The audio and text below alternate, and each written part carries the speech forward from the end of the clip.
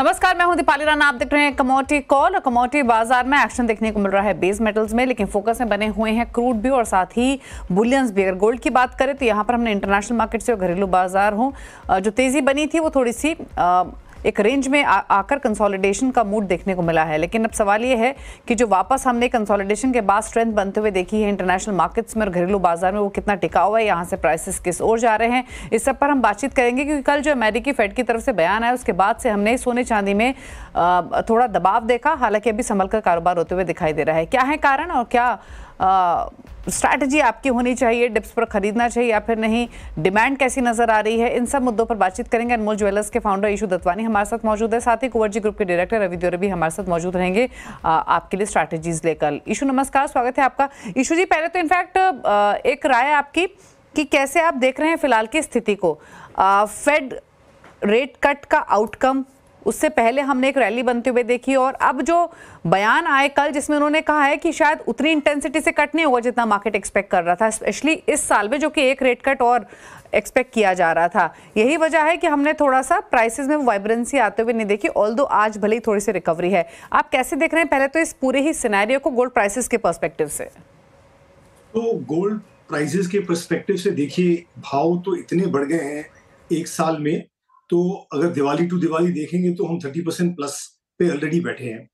और जो एक मोमेंटम हमको मिला था जब ड्यूटी रिड्यूस हुई बाय 9%, तो तब हमको बहुत एक स्ट्रॉन्ग मोमेंटम मिला था, जो हमको लग रहा था कि हमको दिवाली के क्लोजर टू दिवाली हमको वो उसका बहुत बड़ा बेनिफिट मिलेगा। तो हालांकि काम तो अच्छा है, लेकिन अगर हम वेट टू वेट देखते हैं तो शायद we are still lagging behind, क्योंकि प्राइस इतना बढ़ गया है। तो in money terms, in monetary value, we are definitely up by over 10-15%।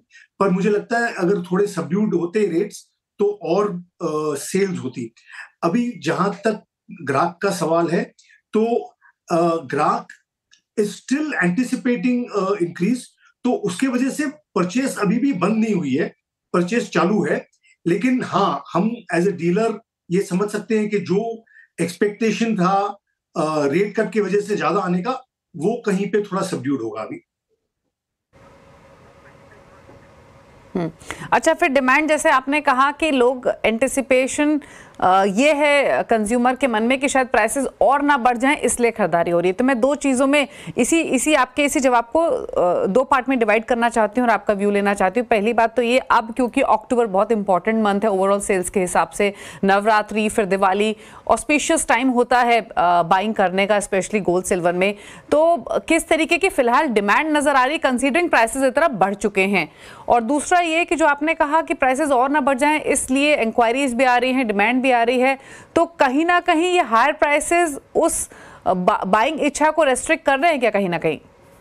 तो थोड़ा है रिस्ट्रिक्टेड, लेकिन अभी परसों से नवरात्रि शुरू होंगे और रियल बिल्डअप नवरात्रि से दिवाली तक होता है।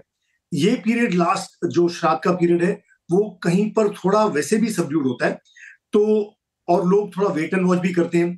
मुझे लगता है अभी एक बार नवरात्रि शुरू होंगे और आगे शादियां भी हैं, तो क्या होता है क्लाइंट की buying, there are two reasons. एक तो जो नॉर्मल क्लाइंट है जिसको कोई ओकेजन नहीं है, वो प्राइस ज्यादा सेंसिटिव होता है प्राइस के मामले में और वो प्राइस को वॉच करता है।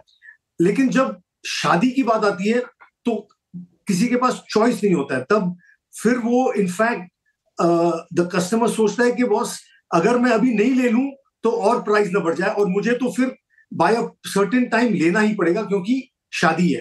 तो उस चक्कर में मुझे लगता है अभी बाइंग डेफिनेटली खुलेगी, although prices are almost at all time high, but I definitely see good business coming in for Diwali only because of anticipation of good price, and at least ऐसे लग रहा है कि प्राइस रिड्यूस नहीं होगा।